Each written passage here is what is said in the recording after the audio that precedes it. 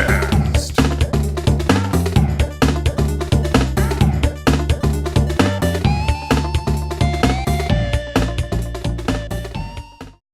Hello and welcome to Kast. Today is August 24th, 2945. I'm your host, Kalis, and co-hosting with me is Boojum. Hi, good to be here again. Today we're going to talk Star Citizen. We'll go over Gamescom and the upcoming patch 0.9 or Release 13. We'll also review the stretch goals and where we're at. In fact, we just hit $52 million less than an hour ago, so everyone is getting jetpacks. But before we begin, let's introduce our roundtable. First we have Alex Wolf. Hello. Argle. Hi, everybody. Brandy. Hello. Hai. Hey. Jeev. Hi, everyone. And finally, Third Star. Hello, everyone. All right. Well, let's quickly go over the stretch goals, and if anybody has anything to say, speak up. Firstly, we last left off, we were at 46 million some. Now we have achieved 47 million, which was the engine tuning kit, 48 million, which was the Retaliator commercial, 49 million, which was the Xi'an space plant, 50 million, which was the big one for the alien languages, 51 million, which was the interactive Star Citizen known space map that everybody voted on. And finally, we just hit 52, which is the jetpack. We also have upcoming for 53 million is the Independent Arbitrators Guild. Now, does anybody have anything to say about any of those? Go ahead, Boojum. This languages thing at the 50 million stretch goal, I think that's really cool, but I'm also kind of afraid of what it might imply, because as great as it is for the game, you know we're going to have someone who takes it really seriously and actually learns to speak Vanduul. And you know, it's all like with Trekkies or Trekkers or whatever they call themselves, and people who like cosplay as Klingons and they know the language and they insult each other in Klingon. We're going to have that. That's going to be a thing. It will happen. Alex, you had something to say? Those stretch goals, it really kind of feels we're scraping the bottom of the barrel right now. Is that actually a stretch goal that's a plant, or am I reading this wrong? It is a Xi'an space plant. It's like a bonsai tree, and apparently it blooms once every 100 years. So they're very popular, and everybody wants them. So they're going to get into everybody's house, and so what's going to happen is it's going to be the end of the human race, I guess. Because it's like, I don't know. An insidious plan. I don't know is the perfect comment for this. Yeah, but honestly, stretch goals have just become a way to announce new things that are coming up and just say, hey, look what we're doing, and here's a present. I mean, that's all they are now. Well, I think the space plant was just Chris saying, well, you know what? I can do whatever I want, and you're just going to have to deal with it. Third Star. I was a little disappointed with the interactive Star Citizen map because personally I felt some of the other options, specifically the org drops, would have been a better choice because, I mean, I'm really interested in seeing the next two org drops with the fleet view and the private forums, and I was hoping more people voted for that, but that didn't happen. It was an overwhelming win for the space map, and I am really disappointed. Yeah, I agree with you on that. I mean, I just wanted the B or C, which was the org drop 2 or the org drop 3, which was either the fleet view, which would have been cool, seeing all your fleet and how you could assign them in different squads and whatnot, as well as, or just the private forums. I mean, that would have been really useful, but we're just going to have a map that we can click on and stuff, and it's like, you know. These are all coming sooner or later. Yeah. Jeff, you had something to say. Yes, I'm actually looking forward for those alien languages. In fact, I'm really curious as to who in Kong is going to be the first one to actually be fluent in Xi'an and all of those, and I'm actually willing to bet on Alex Wolf for that one. I don't know. The local Star's pretty translator. fluent in many languages. I just hope the language expert they bring in will tell them to kick all the apostrophes out, because I'm kinda sick of the tendency where alien language or elf language or whatever has to drown in apostrophes. That's not what they're for. In any case, as for the space plant, well, it's actually a good thing to have those little doodles that you can collect for people who are pretty focused on being completionists and all of that good stuff. Having those little items you can collect that actually ties you up in the game. So I'm actually in favor of having more of those. Yeah, those things they can just throw out really easily. I'm sorry, go ahead, Alex. I'm looking forward to 55 million stretch goal Space Pet Rock. It's coming, don't worry. We're getting our flow pets. Hi, you had something to say. Yeah, the one I'm most looking forward to is the Retaliator commercial, because I'm wondering what it actually means that now we're getting one. Does it mean we're going to get variants? Does it just mean that we're just going to get the ship on sale again? Because now that they're doing a commercial, that would seem to suggest that they'll focus more on it and possibly release some variants alongside it. It is a good point. I mean, the Aegis ships are all just refit military ships, which makes you wonder, are there going to be actual variants of them, since they're just all coming from the same stock? I mean, who knows? Would certainly be cool if there was. GF, you had something to say. Yeah, as far as the Aegis ships, clearly if they have been able to pull Hornet variant, I don't know, that's Anvil, never mind. Yeah, I can edit that one out. That's an Anvil ship, actually, the Hornet. Yeah, that's what I just realized. Third star. There have been a couple of hints dropped by CIG that what they would like to do as part of the sales is to provide variants for pretty much every single ship. Yeah, I mean, obviously, it just makes people more happy as they give them more options. And the reason is that, as per the original concept of variants, it is an example of what is possible with the ship. That's a good point. So, me personally, I'm excited about the jetpack. I think it's cool because I think the EVA stuff is going to be really awesome. What little we've seen of it that we have access to in Arena Commander, I've had a lot of fun just playing around and wandering around. I just kind of wish there was an EVA map to just screw around with. But one of the big ones is this upcoming one, is this Independent Arbitrators Guild. And I think this is going to be a major one because there's a lot of fears and whatnot for this particular one. A lot of people don't understand that it is a staffed position. And that there's going to be someone that has to decide all this. And I think CIG is relegating someone to a lot of misery. Alex, go ahead. Won't Independent Arbitrators Guild basically be GMs who have to roleplay as part of their job? Yes. They are going to be independent of the mod team for the forums. They're going to use in-game resources, or whatever that means. That kind of sounds constricting, like they will be able to do less than an actual magical GM would do. But it's for the sake of immersion. Well, they'll have abilities, like, I'm sure they can, like, summon cops or whatnot to, come enforce whatever justice they need to enforce.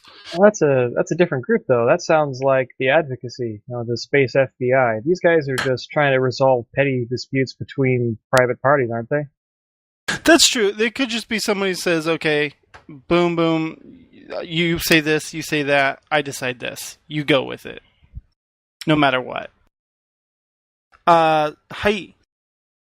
Yeah, I'm just, like people were already saying, I'm just worried if they end up just being some sort of bitch fest moderators that just literally are there to mess about and solve people's petty problems. Oh yeah, it's just going to be like, oh, this person was mean to me and didn't let me take out the guild ship, or, they stole some money when they left, and it's just going to be little things like that, most likely. I'm sure there will be major things, but maybe, I don't know, maybe they just don't want their customer service swamped. Third star.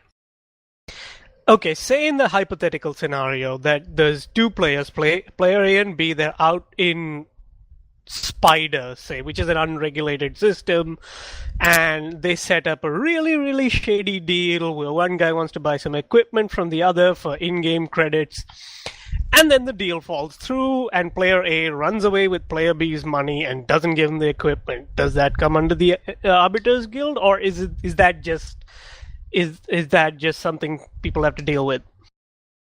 I would assume UE space, but who knows?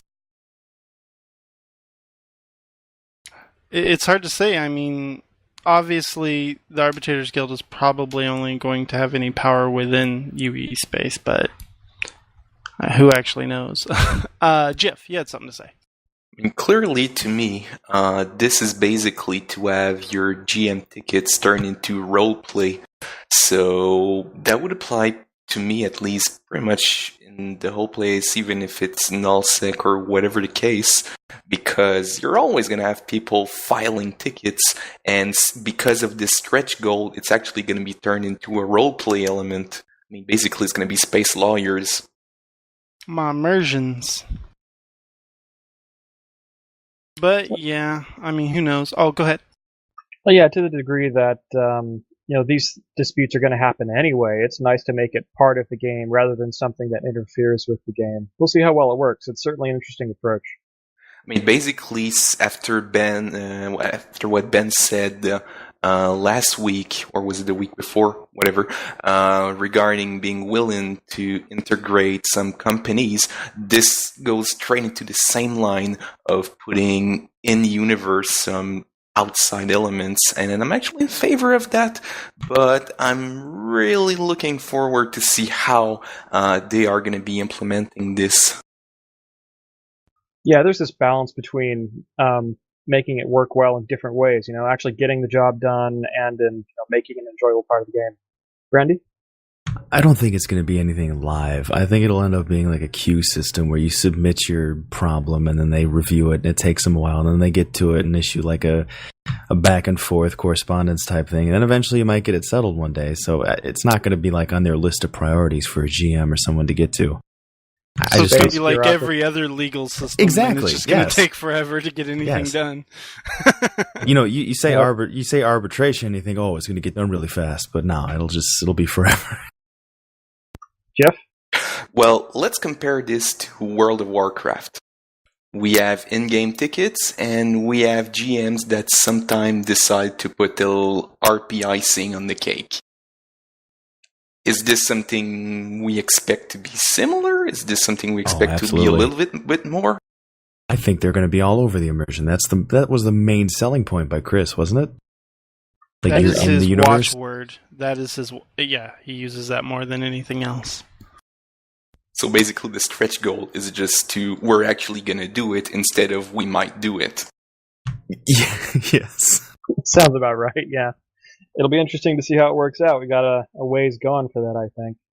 But in more recent developments, with the recent Arena Commander 12.5 patch and stuff associated with that, we got a new game mode, Capture the Core.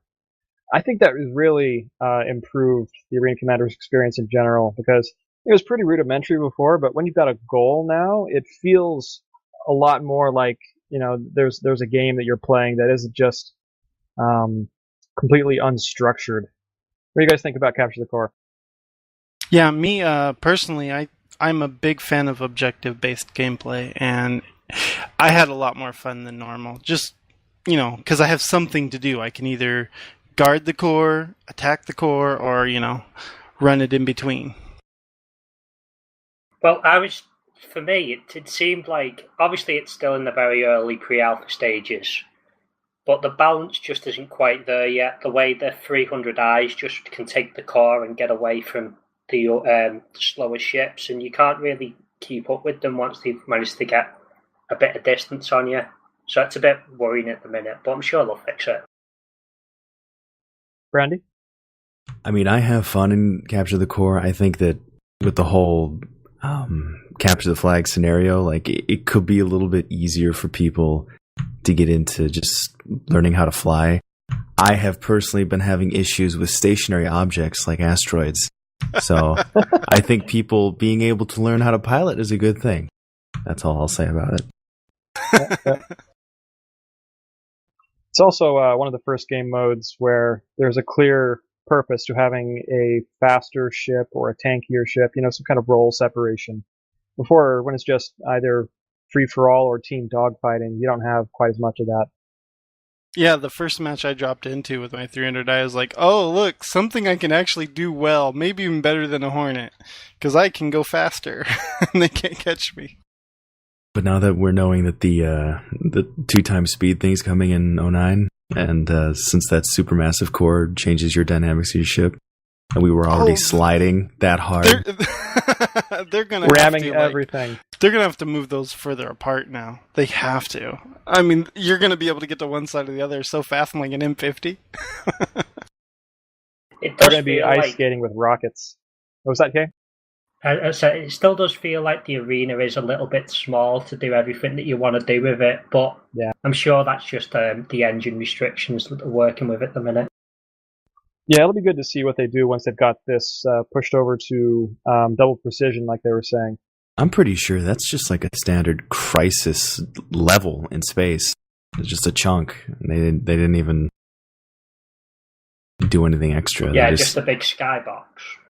Exactly. Yeah, this is their first thing they've pushed out, really. So yeah, just the two maps. What I really liked about it though was all the debris in the way. There's all sorts of asteroids and whatnot in the way that you have to actually maneuver around. You can't just do a straight path from one to the other. And I think that just added an element of gameplay that we hadn't really seen. Because normally to deal with the asteroids, you kind of have to go off into a different direction. It's not going to be where most people are fighting with the other game modes, Battle Royale and Squadron Battle. I also like the idea of being able to, weave through some asteroids with the core and have people screw up and ram asteroids chasing me. Sounds like fun. When we get the double speed in, that's just going to get even worse. It's certainly going to be wild. So, along with other things that have been changing recently, the front page of the RSI website has changed. They've moved the total funding counter off of the front page. They've changed things around a bit. It seems like they're just trying in general to kind of ease away from always being focused on the money. There's really no need for it anymore. What do you guys think about the changes? Third Star? I think it's the best thing they've done in a while. I think they should have done it before. The money thing has been too front and center. It's what every press concern out there has talked about. Oh, look, Star Citizen, look at all that money. Just moving that out of the public's direct line of sight is a really good idea. Alex? Well, I won't say that it's easier to stuff your money in a secret Swiss account when nobody's looking, but we're all thinking this, I'm sure. Well, I mean, the information is still available. They're not hiding it entirely. It's just not on the front page. You see, money is not the main focus, so maybe the next step is hiding the counter completely and just letting the game be free. Yeah, well, we'll keep an eye on that. Now, jokes aside, the saying that Star Citizen is a huge project and it has X million dollars on it already certainly makes a huge impression. But yeah, it's nice to have it out of the way. Brandy? I mean, I agree with Third that from a PR standpoint, it's a good idea to get rid of it because then the press is more about the game instead of the money. But if I'm a new person who comes in the game and says, oh, this is cool. Oh, it's got $52 million. And I'm just seeing that. I want to jump on board. That's just me personally. But I don't know. I'd rather have it if the game was getting notoriety for itself rather than what other people are raising for it. So it's a good idea. But I think that it wasn't as big of an issue as people are making it out. I think it was just nice to see on the front page, but it's not like it's hidden, so I don't know. I know what you mean. They still do have the list of how many people have signed up already, and sitting around 500,000 people involved, that's gives an impression. I admit it's a balancing issue, but I think at this point the negatives outweigh the positives. That's true. With the clickbait journalists, they just jump all over that number, and they don't really give a shit about giving details about how the game's fun or playable. It's just, it raised another 10 million. Jeff?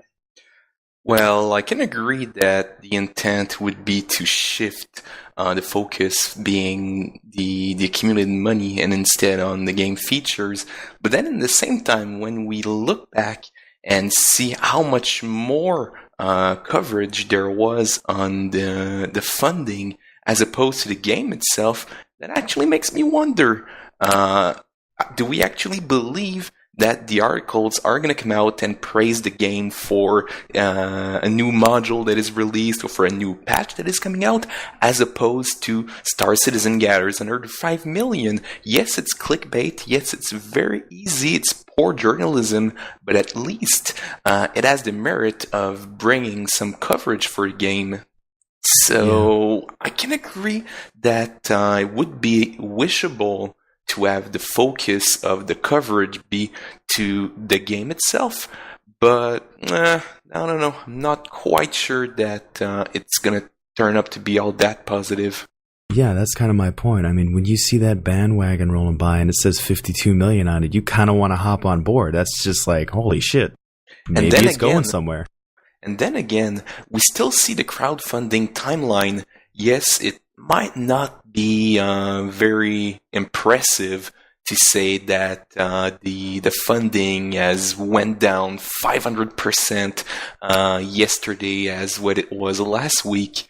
But we still have the options of looking every month, every week, and we see the millions right there. So while it's not as impressive as saying 52 millions, I didn't sum up all the values for the past few months of what's on the front page, but it's still displayed very clearly, and you can still go and check the page to see the stretch goals.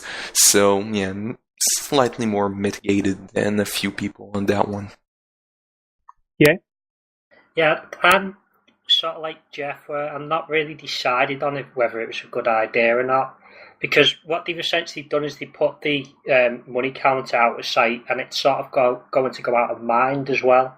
So I'm not really sure if we're going to see the same level of donations going forward, because it's just not there in your mind anymore. It's been relegated to a back page of the site. Kalis?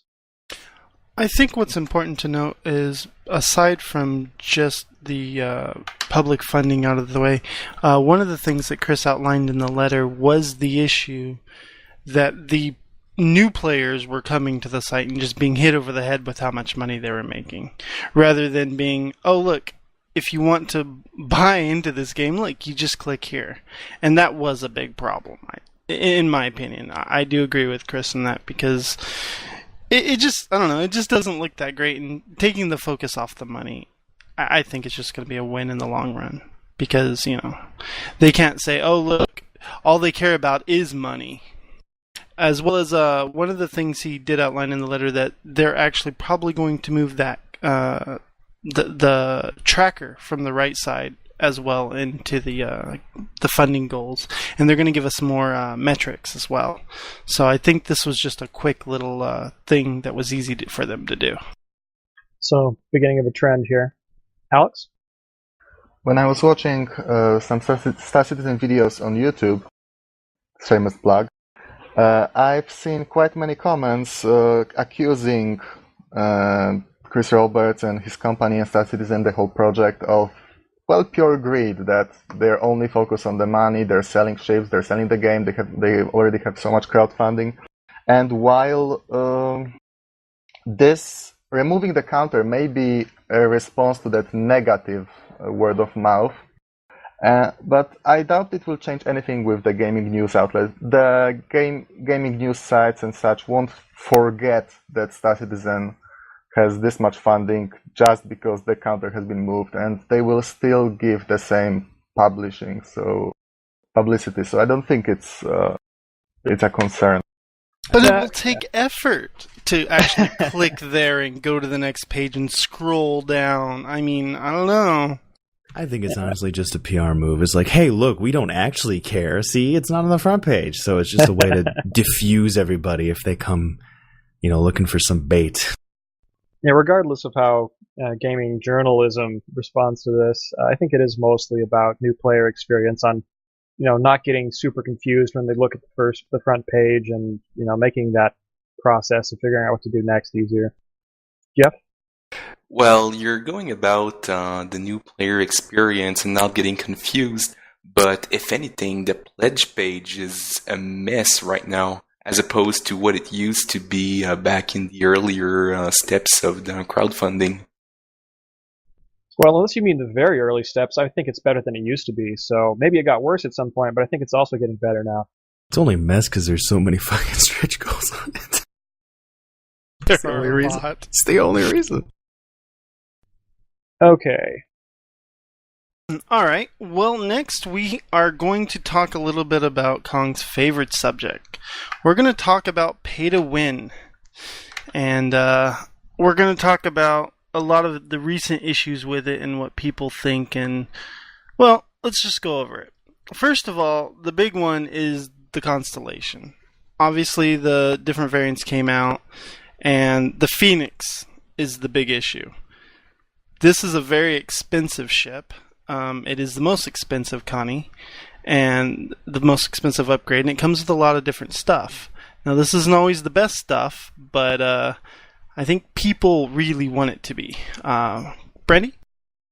People saw typos on the ship stats page, and then when they realized they were typos, they flipped out. It's what it is. They thought TR-7 engines were on a small medium fighter. I mean, it's just those are you know Bengal how engines. People are. They're going to look at the bigger numbers and go, oh, I want that one. Yeah. You know? I just think... This one costs more, too, so it has to be better. I just think people don't understand. I mean, you're playing an alpha game. You're not even playing an alpha game most of the time. You're watching a game being made, and you're making judgments on how you're going to pay to win in a game 2 years from now based on stats pages that are subject to change. I mean, they're written on a napkin at this point. Yeah, I mean, I don't know. I like the Phoenix because of what it has, but when you only buy something for the absolute endgame advantage and only think about the combat roles that it can do, it's not even what the ship's for. It's basically it's a not luxury designed ship. as a combat ship. That's not to say it can't do that. Hi, you had something to say? Yeah, I sort of disagree with what's been said so far, because it really does have the best combat stats. It has, along the lines, the biggest missiles. It has the defense turret that can also shoot incoming fighters. It has the bigger power plant, just like the Super Hornet. I mean, yes, it has been billed as a luxury ship, but I actually think that was a failing on RSI's part, because what they've done is they've essentially put the best statistical ships, which generally the military types do care about that, along the lines with the role-playing ships where they don't care, and they basically mixed a ship where two very different crowds are interested in together, and I think it's honestly a marketing failure, and I think that's reflected in the fact that we've had literally thousands of posts about it. It's possible, but when I look at the Connie, the Andromeda, I think that's going to be the most combat capable. It just it bristles with missiles and guns. I mean, it's more heavily armed than the Phoenix. It's not, though. If you look at the statistics, you have the only thing it really has is 2 more missile pods. But then, if you're going to say that that's better than the improved Archimedes, the better power plant, that's actually a good point. That's a good point. The Archimedes I wasn't taking into account. And you've also got the defense turret, which shoots incoming fighters as well as missiles. I honestly can't see the the Andromeda matching the Phoenix in pure combat capability. Well, there's always the idea that the Andromeda is a ship that you can customize better for a specific role, and maybe the Phoenix with the bigger power plant, of course. Yeah. Argle. My sort of take on this whole topic is I find it to be kind of obnoxious that people think that a more expensive ship has to be strictly better in every way than a less expensive ship. And it doesn't even make sense. Like, there's no... if you look at the 300 series, for example, the 350R was a ship with a very specific role, and it was significantly more expensive, but it wasn't a better combat ship. But then we had the Super Hornet and the missile boat Freelancer, and suddenly people got into their heads that the most expensive ship has to be the best at everything. And that's just simply not true, in my opinion. Oh, especially once the 890 jump comes, and it's not a combat ship at all. I'm sure it's going to have combat capabilities, but it is a luxury ship in every way. But isn't it true that the most expensive ships usually do have the most variant in hard points and generally the best array of hard points out of all the ships? They usually have a different set of hard points, and in this case the Phoenix does have its own unique hard point. It's like the Super Hornet had the second seat, the 350R is the extra sort of engine housing hard point, the missile boat had the extra missile turret, and the Phoenix has the anti-missile, anti-fighter defense turret. Yes. One thing, though, Ben has gone over about the Super Hornet, for those who were thinking they were paying to win, is it's going to have a larger target for like IR missiles and such. I forget what they call it for the signature. But it's also going to go slower because it's heavier. And I mean, these were things that it's definitely going to be worse at than, say, a regular Hornet. I think that's pretty cool, actually. What I value is not a strict linear progression from what ship A to better ship B, and ship C is better than ship B. It's more interesting when ships have flaws. In any case, even like in any kind of media, when something has a flaw, it's more interesting because of it. When you look at ships that are like quote unquote the best, people end up kind of resenting them. They get kind of boring. Because, and in the persistent universe, that's what everybody would gravitate towards. If there's variety in the ship, if there's variety in the ship's lineup, then you'll see a variety of ships being played in the persistent universe, and that'll make for a better game experience. I absolutely agree. Third star. The primary issue here is that people have been buying ships based on the stats that are currently available and expecting them not to change. You can't do that. That is not a practice that is sustainable. You're just going to get disappointed. Jeff? Well, I agree that it's very foolish to buy a ship according to the stats and not to the general role. For instance, the Phoenix is a luxury touring ship. Sure, it has some nice stats at the moment, but still the intent is that it's going to be a touring ship, and perhaps that's going to fulfill exactly the same niche as the 890 Jump, for all we know. So clearly, if somebody wanted to get a ship that is specialized at doing something, look at the general role and go ahead with this. And as far as I'm concerned, the only Connie that you know for sure what it's going to be doing is the $125 model right there that is available. The Taurus, the one that hauls. No, the little model, physical model. I see. We have a late arriver. Salient, you had something? Yeah. Going back to the Phoenix, we often have discussions. Granted, there's a lot of things we don't know yet, but we often have discussions in here about what is and isn't pay to win. And what we say is there's a rock, paper, scissors thing being built here. And because of that, pay to win is, it's in the back burner. But doesn't the Phoenix kind of break that with this anti-missile turret? I mean, if the Gladiator can't hit it with a torpedo because the torpedoes are being shot down... Well, we don't know the effectiveness of the Class 9 anti-missile fighter turret. I mean, we just don't know. We're assuming at this point. It might be able to shoot down a Class 1, 2, maybe 3 missile, but I'm pretty sure that the Gladiator is going to have anti-capital ship torpedoes, so... We also don't know how good the rate of fire will be. That's true. Next is height. Well, yeah. To me, it does seem that the Phoenix does have more advantages than any other of the previous released variants, in a sense of like, it isn't just upgraded in one area, it's upgraded in multiple areas. Like, you've got the better cooling system, which will allow you to sustain better fire rates. You've got, again, the bigger power plant, and then again, you've got your Class 9 hardpoint. Don't forget the hot tub. Oh yeah, and of course the dreaded hot tub.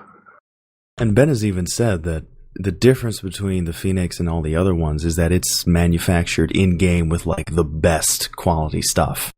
All the components are high quality, so it's going to generally be better at everything else over the other ones. So, I mean, it's going to be a better ship, and if you're spending money to get a better ship, I guess that's pay to win, but what can I say? They're trying to make a game, and if you want to spend more money, what can you really say? But then again, that's only until the 2946 Connie comes out. Exactly. Yeah, exactly. The next model comes out and makes it completely worthless. It has 2 fucking AWS AMSs. I actually just have a thought on that, and it kind of makes me worried that this is going to be like another carrot on a stick treadmill. Oh, got to get the next new ship. But we got to make sure we can trade up. So maybe that's a stretch goal. Alex, get something? In pretty much every multiplayer game, the balancing is an ongoing issue with constant iteration. Everything has to be constantly changed, so that some things are considered overpowered, some underpowered, and this pretty much never stops. If a game is supported for 10 years, then there will be patches for 10 years constantly changing the balance, most likely. But the problem here is that Star Citizen is in the very uncomfortable position because every ship has an actual real money price tag. If, for example, a rocket launcher is overpowered in Quake, well, that's a problem, but then I don't buy the said rocket launcher, and no one will point finger and say pay to win.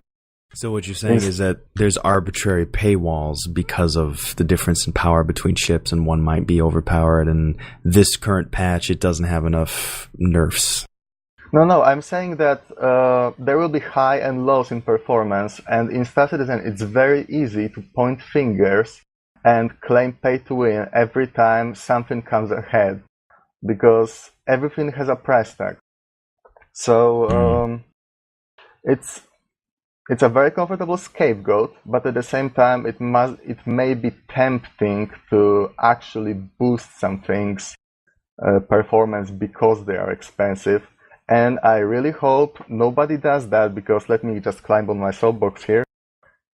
Making your game pay to win, not by accident, but by design, and not staying vigilant and not guarding your game from accidental pay to win events, is pretty much selling away your game's dignity, and it will be torn to shreds through word of mouth.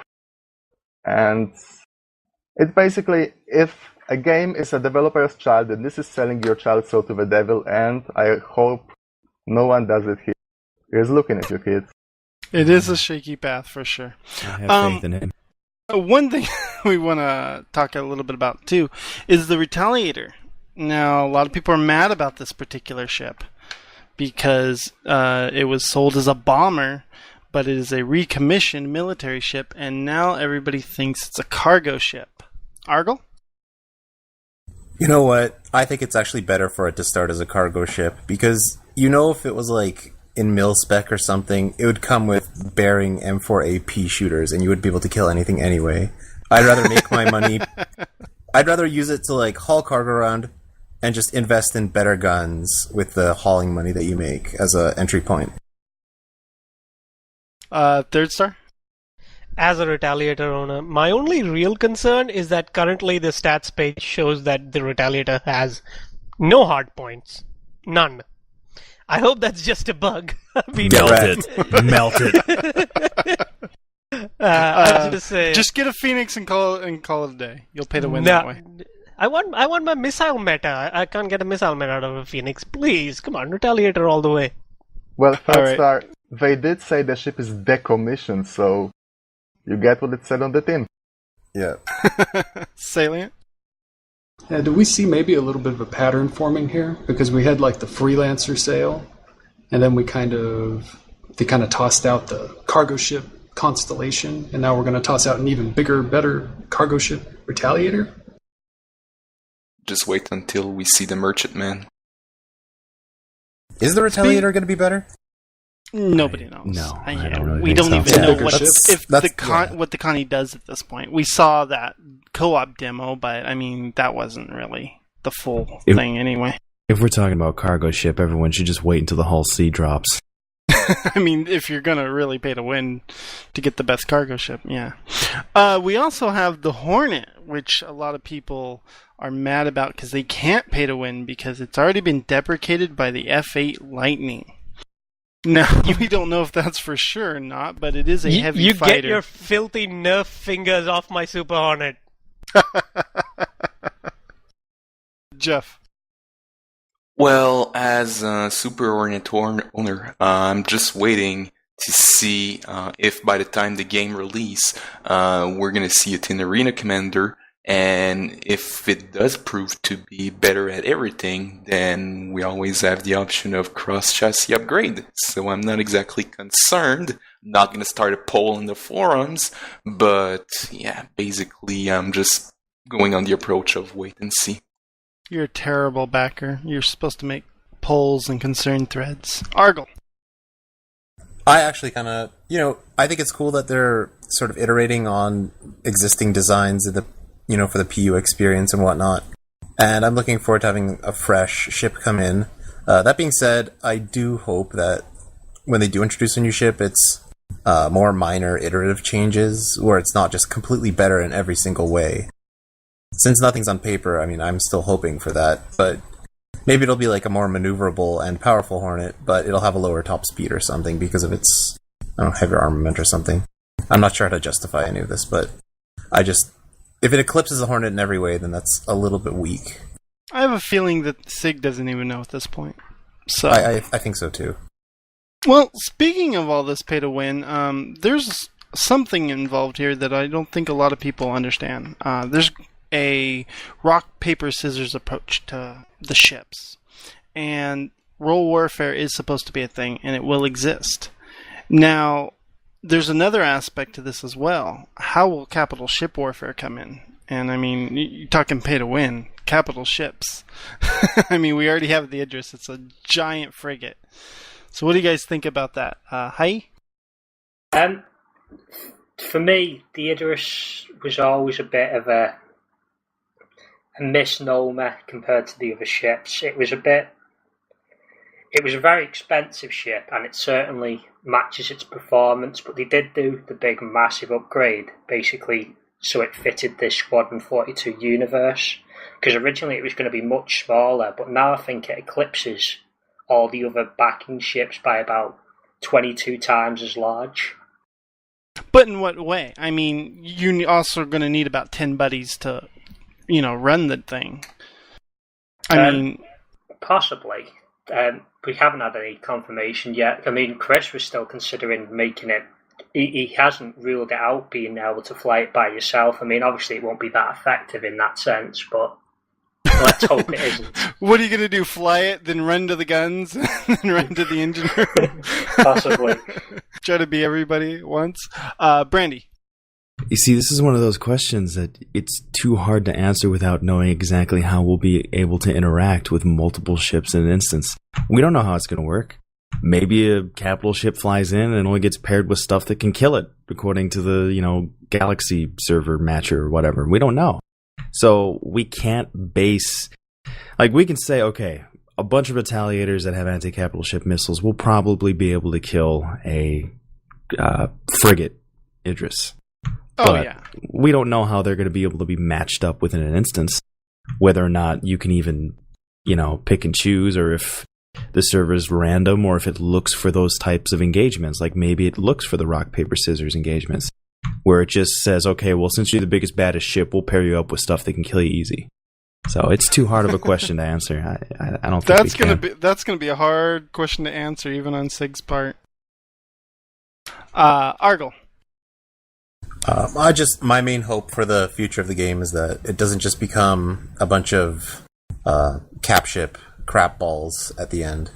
That little single person fighters will be viable in the meta game, because that's what I enjoy. I mean, I grew up with Space Sims, and while I think the multiplayer ships are a very interesting way to play cooperatively with people, If that's all that the end game is, I think it would be very disappointing, and to me, it would be very disappointing, and it would detract from the overall experience. Chris has gone on record many times as saying there will be people that run capital ships and they will fight over space stations, but there's also going to be people who just run Hornets or they're going to run cargo. There's going to be different things for different people to do, and I think that's really important to know. Well, I think it's just about what's dominant here. You want to make sure that capital ship blobbing isn't a dominant strategy, and I think they're on their way to making sure. Height? Yeah, I honestly think that the capital ships probably won't be what is most used in the universe. I think we're probably going to most players will probably gravitate towards the Constellation and Retaliator size ships, where you can have a group of friends, go and do something productive, but you don't possibly need a whole guild management system to run the ship. No, that's a good point. I mean, if you just need a couple buddies to run a Connie, I mean, that's so much easier to find than grabbing 10 willing guys ready to go. Not to mention dealing with any of the logistics or the cost thereof. Alex. Rather than role warfare, as in capital ships and fighter wings for cover and stuff, because that was done before. I'm sure they can pull it off. So rather than being concerned about this, I'm more concerned about vertical progression where there's, for example, one best capital ship and one best fighter that you want as cover, and your previous ships being melted for razor blades. Well, best at what? That's the real question, because based off your equipment and your loadout, you're going to be good at different things. Well, best for everything. I mean, the chassis are obviously going to have advantages when they're doing various jobs. Like, obviously the Gladiator and the Retaliator are going to be good at shooting missiles. But they'll also be able to do other things, too. Well, let's put it like this. Best at having the most desirable traits in the current metagame. There you go. Finally, Pizza Dog.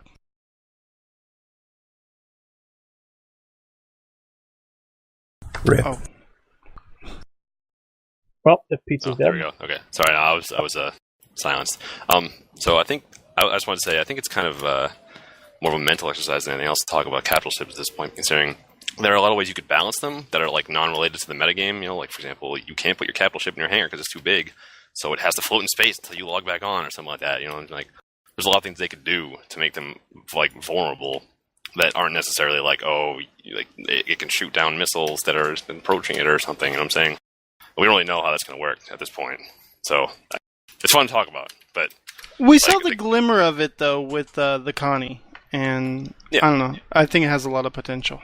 No, absolutely. That's the point. Like, I think it's cool to talk about and be like, oh, like there's maybe this will happen. Well, we don't know. It's like, I don't know. It just feels like we don't have enough information to really talk about the world yet until we know how the world's going to work. Well, with that, let's move on. So one of the other big things that's happened recently is Gamescom. And we got a whole bunch of content that was shown to us and released as part of that event over in Germany. First on the list of things is the Constellation variants. We've discussed those some. The Aquila Explorer thing with the Ursa rover that comes with it and the sensor dome replacing the top turret. The Taurus cargo hauler model with an extended cargo bay and sacrificing most everything else. And the Andromeda, the base one, probably the most versatile, possibly jack of all trades, master of none. Okay? Yeah. I mean, it strikes back to what Ben was saying earlier. I'm a bit concerned with the pay-to-win sets, because Ben did literally come out and say that the Taurus Constellation is going to be basically the iPhone 5C, I think his comments were exactly, of the Constellation line, where it is really just a gimped Constellation with a big cargo hold. Yeah, it does seem to kind of have done that, and it's reflected in its base price. Some people have commented on this issue of switching from the Andromeda to the Taurus costing $5, even though the Taurus is cheaper than the Andromeda. And there's issue both ways. I really don't know how to feel about it, but it is what it is. I think the idea is that you're transferring LTI, so I don't know. That is a good point. You I can't get can't- one with LTI otherwise. I've already shielded too hard for them. I can't do anymore. I think if they made it free, that it'd probably cost them more in the store transaction. Say if they made it $1 or free, there's a lot of processing fees that they have to go through. So I think the $5 cost is just to stop people spamming the upgrade token pointlessly. Yeah, there's probably some shenanigans with abusing it that could go on. Related to the Constellation, there was also that commercial, which was fantastic. Loved that commercial, and especially loved the disclaimer at the end where everything done in this commercial is highly illegal. Please don't do this and all that stuff. Salient. Yeah. Do we know if LTI is going to cover the modules that come with each of these packages? The default ones, Yes, we do. And it only covers the stock equipment. And that's only if it's on the ship at the time. So does that mean if you lose a Phoenix, you get everything on that package back when it goes down if you upgraded from an LTI? You get it back to the last point that it was repaired to at the last space station you were at. But, that doesn't cover upgrades automatically. Those are insured separately. Yeah, and you probably will not stick with stock equipment very long at all. Alex? I really liked the commercial. I liked the Space Odyssey thing they had going on, and how the Constellation looked more like a mini Enterprise rather than Millennium Falcon. And yes, I too really liked the disclaimer at the end. Our ship can put you in a space gulag. Adventure. Yay. Yeah, for me, the Constellation commercial was really the point of where I really start to see all the elements of Star Citizen come together, where they'd got the motion capture in, the characters were looking great, because all the past commercials, they've always had, elements lacking, whereas this really did seem like it was basically a mini-movie playing out. Oh yeah, absolutely. You could get that sense of actually being there and doing some of those things in a multi-crew environment, which we really haven't seen before.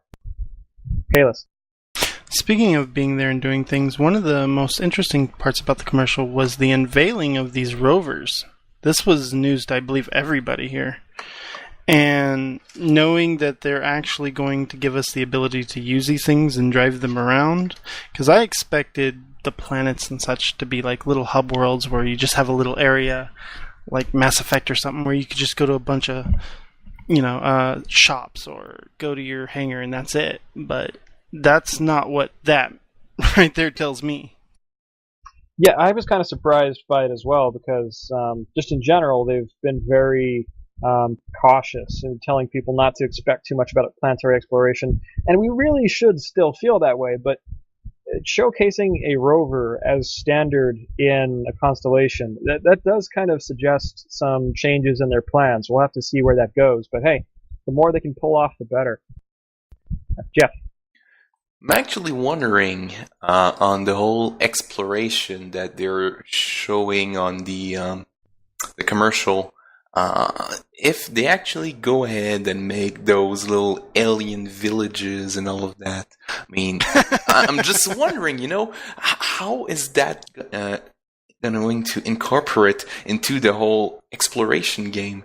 That would put a big slowdown on the amount of content they can pump out for that module, the exploration module, let's call it. So, yeah, I don't know. Well, if you really think about it, an FPS map where you just wander around with hills and things inside of it, that's not really all that difficult for the CryEngine to do. Yeah. I'm just saying that I'm expecting stuff not to be procedurally generated. I might be wrong on that one, but that's not what I'm expecting. It should be fun. I mean, I'm just looking forward to be able to immerse myself with the locals. Well, that's going to be nice in the first week. They certainly got some balancing concerns to deal with because they can't handcraft everything and have a lot to explore. And they've talked about procedural generation before. It's going to be interesting to see how well they can mesh that and find the right balance. Salient? Yeah, in a lot of ways, that commercial almost felt like and overpromise. Because they've been telling us this whole time, don't expect that, don't expect that. And then here they show it to us in this beautiful commercial. So it was like, I don't know how you guys feel about it. One thing they mentioned not too long ago was the fact that they have more money now means that they can bring things they were planning to do sooner in because they have the money to actually start working on them. And wasn't there something on the Ben Lesnick interview where the GMs will have the tool to generate content on the fly? Yeah. So, special galaxy-wide quest to find that one planet, and the GM is pulling everything live. It's possible, yeah. Alex? I'm not sure if it's over-promising. I mean, the commercials are nice, but at the end of the day, all I really expect from something like this is maybe a little bit bigger Mass Effect 1 planet map, explored with Star Citizen Mako, and well, that sounds pretty nice to me, when I imagine it at least. It's all the matter of remembering that at the end of the day, it's a game and not quite a world. I think it's my turn to be a wet blanket. I just want to point out that the whole commercial is a send-up of the 2001 Space Odyssey.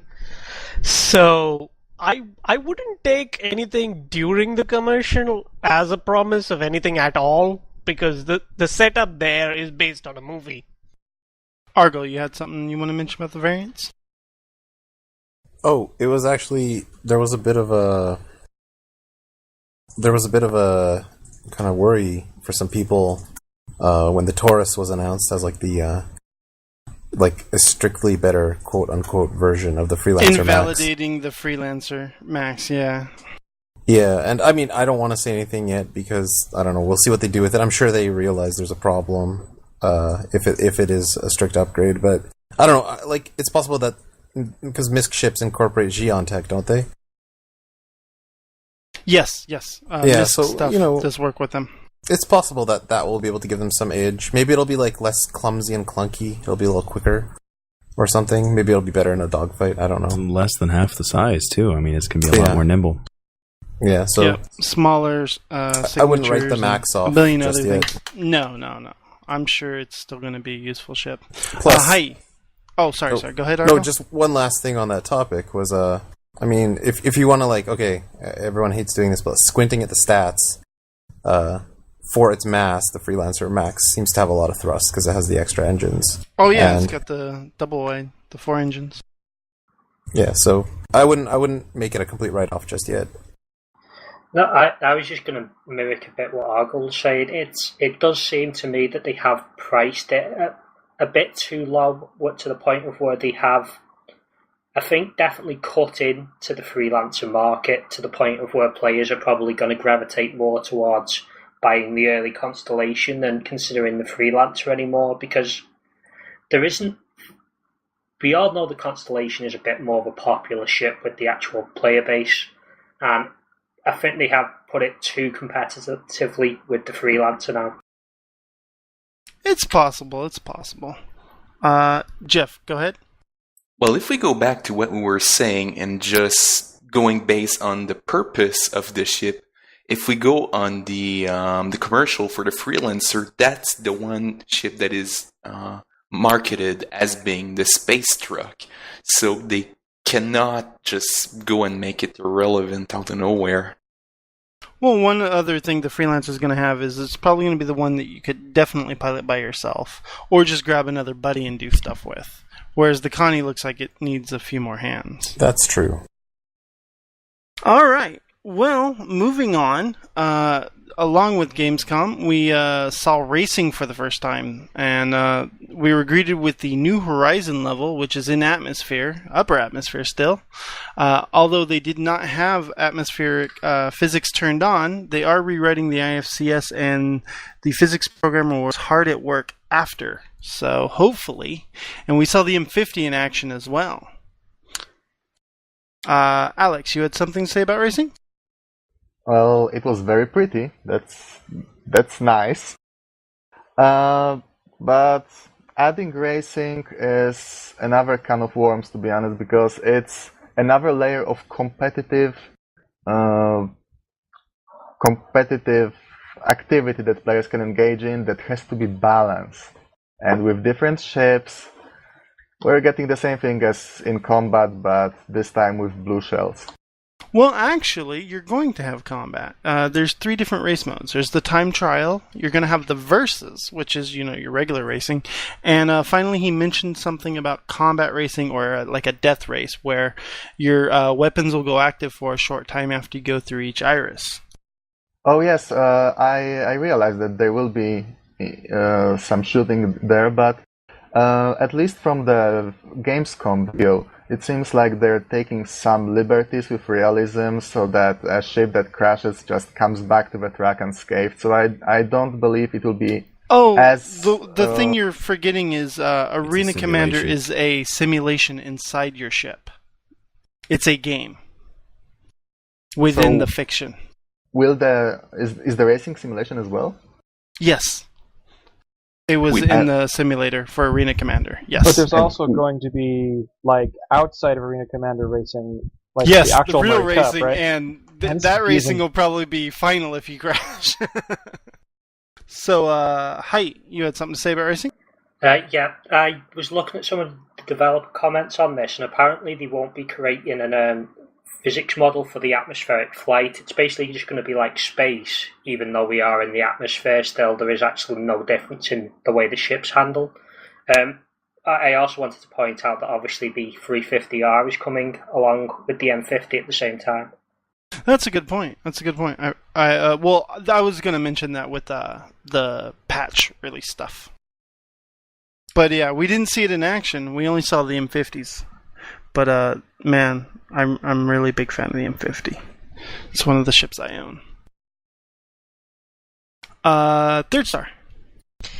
Well, as far as concerns about balancing go, the way Alex was talking about it, I hope a lot of the racing side of things comes from things like equipment and tuning. Not just the base ship. You're not going to want to take racing ships into combat because they're going to have super high signatures because they're going to be spec'd out to go as fast as possible and not give a crap about missile signatures or anything like that. They're going to be redline. No tolerance engine. I don't think racing will be balanced at all. I think that defeats the purpose. I think somebody who spends a lot of money into tuning their ship with a bunch of overclocked engines and thrusters is, he's going to win or he's going to have a better advantage. So you can't really balance racing. You can balance the way you can go about upgrading your ship, sure. But when someone puts more effort and time into upgrading their ship, then they'll likely win. No. If this is a multiplayer game with persistent universe, and if there is anything to be gained in racing, there will be people who will be doing only that. They will specialize in that, and they will want it to be a fair competition. Well, will somebody we'll see. Please think of the children? Jeff, you had something to say? Well, so far people have been talking how you can remove items, change the engines, but we actually have a stretch goal about engine tuning. That's actually going to come in very interesting for that, to see how you can actually tweak your engine. I'm pretty sure they're going to extend that to other pieces of the ship, and that makes it actually very interesting to me. It was mentioned by Ben recently on one of the podcasts that the engine customization and parts customization is they're going to release some information soon, and it's really deep. So I'm excited to see that. And clearly, the racing is the perfect way to go and use this. And I'm actually looking forward to see how they are going to be able to make that relevant for other elements, such as the dogfighting or the whole cargo carrying. So yeah, looks good. All right, third star. Along those same lines, what and we were discussing this earlier, I am looking forward to seeing equipment being injected into Arena Commander, just so that we can muck around with different thrusters, engines, power plants, avionics, weapons, and I just want to see how robust that system is. Yeah, me too, for sure. Hey. Third star right now, the game doesn't really have much depth to it because you don't have the ability to customize your loadouts and tweak your ships how you want. It's very much a bare bones experience. Obviously, you can't really expect that much more in this development phase, but I do think that once them elements are added to the game, it will really increase the level of fun that we can have with the dogfighting module. Yeah, the fun in tuning your own ships and putting your own equipment and, adjusting all the little dials and knobs. I mean, Chris has been pushing that from day one, so that should be pretty good. Boojum? So other stuff from Gamescom, we've got that demo that they did of the Connie fighting off 3 Hornets, starting off with the explosion and the decompression and going through the hatch back to the cockpit. That was a pretty cool demo. I enjoyed that. Any comments about that? Alex? Well, there was some technical problems with the demo, which at least made it apparent that it is indeed an in-engine live presentation and not just something recorded, which is fine, I guess. That is the sixth thing. They always fail at something. But it wasn't just a straight-up recording, that's true. I did like the Space Cloud as a homeworld fan, and I'm very fond of space clouds of all kinds because, well, endless blackness might be kinda realistic in many areas, but it's not much fun to look at, so I'm glad they go with that. Third star? Otherwise, when it comes to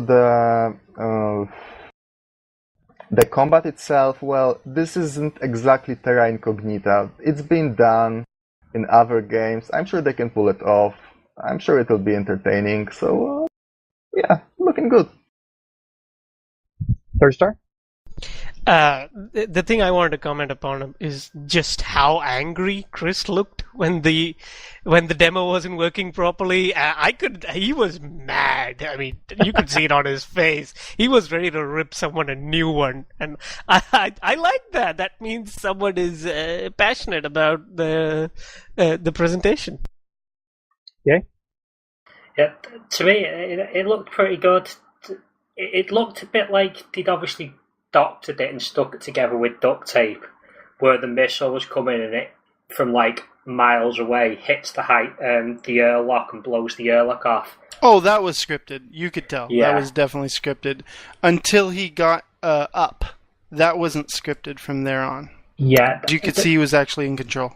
Yeah, that was really cool when they started jetting out of the airlock and you had to escape into the other part of the constellation as quickly as possible. It did highlight one of the problems that people have still been saying, that the bottom turret on the constellation is absolutely useless, because the guy who was using it in the video, I don't think he shot anything once the entire clip. Well, that also works with working with the pilot. It's kind of like playing PlanetSide or something with turrets. You have to work with your pilot, so the pilot has to maneuver, and he was only mainly maneuvering for himself in the top turret, if you watch how he was moving the Connie about. I think the view's a bit muted as well, because you can't actually see straight forward in the bottom turret, because it doesn't actually spin your character upside down. You just go down and you can't really see what's in front of the constellation, only what's below it. Well, it's the first time we've also seen it too, so I'm sure they'll improve it. We've seen constant improvements on everything most people have mentioned. At any rate, alone. At any rate, there's definitely differences between the top and bottom turret with how they feel and look. We'll have to see how much of that comes down to something inherent to the turret or just how it's used. It also kind of makes sense in that it is the top turret, top hemisphere, the bottom turret covers the bottom hemisphere. You wouldn't expect both turrets to be able to zero in on a single target. Simply, I mean, that's just impossible. Not unless it's directly ahead, yeah. Or just to the side, something like that. Maybe they just need to lower it or something. Give it a little further down. That might work. Who knows? So in addition to that, the Connie demo, which was really cool, we also had a recorded, pretty sure, FPS teaser from Elphonic, the now actually announced FPS team. It was short, but what do you guys think of it? Third star? I thought it was a very high amount of detail. I mean, it was just a teaser, so there wasn't a lot of footage, but everything about it was just very fidelity. And I hope it's more tactical combat than Twitch combat. Alex? If CryEngine is well suited for something, it's first-person combat. So this is another part of this game that I think they can pull off. I personally hope it's more on the slower and deliberate side, like Halo 1, for example, minus the super long jumps. Or Rainbow Six. Rather than Team Fortress 2, for example, yeah. I think they've actually compared it to more tactical shooters like Rainbow Six in the past, so here's hoping. Okay? Yeah, there's just not really much we can pull off it. It looked really nice. That was definitely a bonus, but as to what it really entails for the first-person shooter, we're still just as in the dark as before we seen it, really. Yeah, it's not much to go on. It is just a teaser, but hey, it's nice to know that they exist and that things are going somewhere. I think the armor that we saw the person wearing was new. I don't think we'd seen that iteration of the suit before. It had a very Dead Space 2 vibe to it for me. Yeah, the helmet was definitely different. Third star? I'm really hoping there's different... I mean, they have said that there are different levels of armor and things like that, but I'm hoping there's... that, you know, that it's significantly different how you perform in a light armor or a medium armor or a heavy armor. Oh, they've already stated that. Back Wingman's Hangar, they had talked about Squadron 42, and if you take different armor when you're doing the FPS parts, you'll be the heavier armor will not be able to go to where, you know, the lighter armor will be able to go because it's too big to fit through the areas you're going to go through. It'll be interesting to see the Space Marine builds, you know, with powered armor, just as bulky as possible, and then see them struggle with doorways. If I can't have an elemental in MWO, at least I can have one here.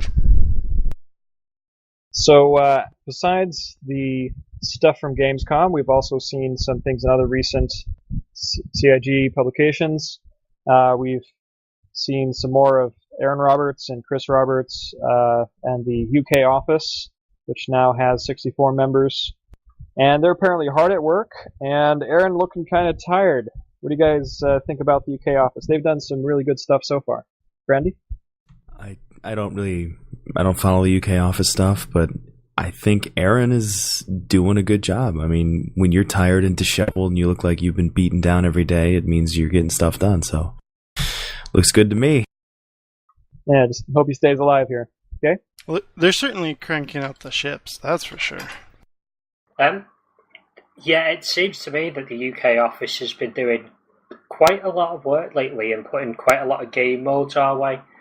Originally, we were only thinking that they'd mostly focus on the Squadron 42 stuff, but it seems that they've definitely been chipping in the overall project as well.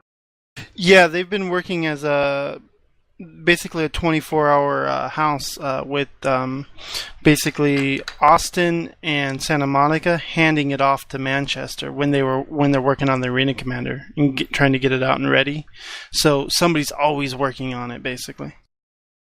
Yeah, that was fun to hear. That like at the end of the day, they actually have a phone call and hand off what they've gotten done and what's going on next. That they're actually having to coordinate that closely. Sounds tricky, but they're doing it. All right. Well, moving on from there, we have one of the most exciting things coming up in roughly 2 weeks or 1 week, has been mentioned potentially. Release 13 or AC version 0.9. We got lots of different stuff coming up. We have racing, of course. We have possibly leaderboards, although Chris was a bit hesitant about that because that may be the one thing slowing him down. We have co-op Vandal Swarm coming up. The M50's coming in, possibly the Avenger. We're going to have the ability to remap all our keys. The ships are being doubled in their speeds, and we're getting a not quite a lobby, but we're getting friend codes, and we'll have the ability to pub stomp.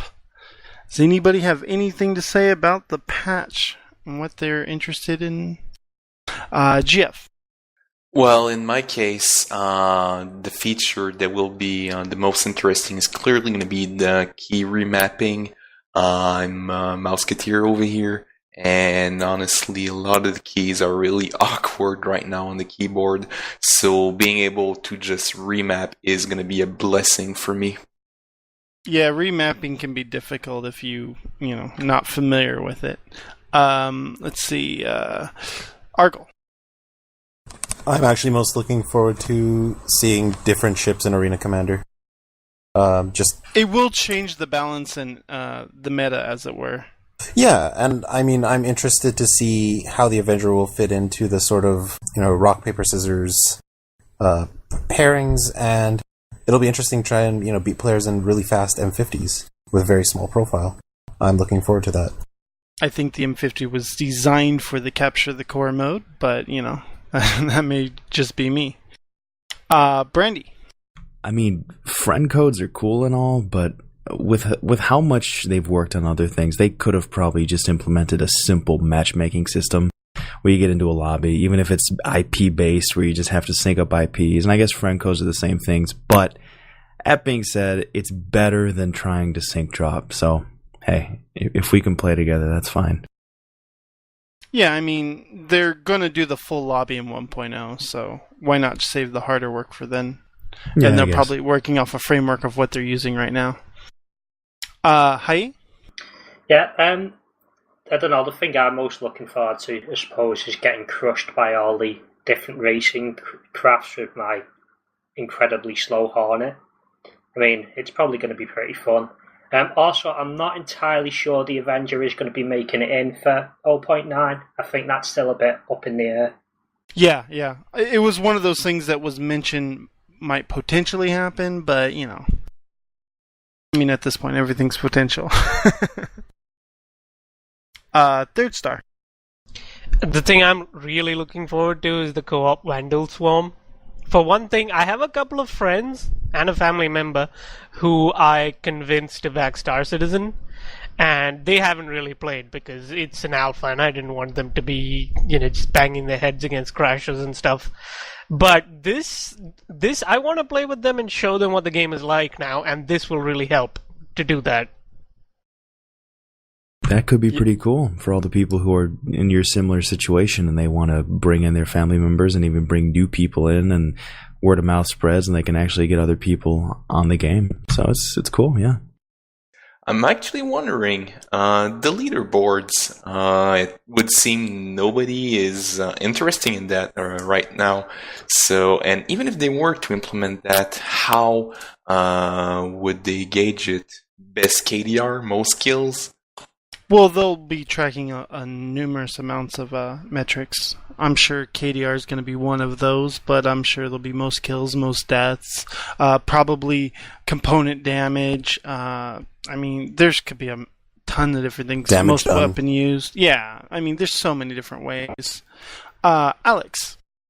Since First Star mentioned dragging his family into Star Citizen, do you think Chris Roberts should consider implementing rewards for people who refer others to his game? People have been suggesting that from day one, and they have resisted it thus far. Go Pyramid Scheme! You know you want it! It's probably best that they don't. Alright, does anybody have anything else? Well, I'd like to add a little comment on the leaderboard. Leaderboard, just for the sake of having a leaderboard, is a bad thing in my opinion. I want to add on to that. I think a leaderboard may be a bit premature considering how early in the alpha the Arena Commander is. There's still a lot of issues. I don't think this is the best time to be introducing EP meters. It's just going to reignite the pay-to-win debate to maximum levels. I mean, that's all it's going to do. But now people can put their KDR in their signature and disregard people with lesser KDRs. Yeah, but now Hornet fags can say, blown the fuck out, Aurora fags. Also, one problem flying is coffins for a reason. One problem is too that some of the weapons just aren't good for anything right now, and you won't be able to do anything in them except take losses. There's no point of keeping track of these metrics. And even so, having access to your personal stats, I'm fine with that. But having publicly available leaderboard just for the sake of knowing who has the best KDR, who's able to nuke somebody instantly and then disconnect, not interested in seeing that. I don't know if we know everybody's stats. We're going to know the leaders, but I don't know if we know past that. I don't know what you guys are talking about. If you haven't got a good kill-death ratio as me, basically don't talk to me. All right. Well, thank you very much for joining us here at Kast, and have a good evening. Thanks for listening to Kast. All right, show's over. You don't have to go home, but you can't stay here.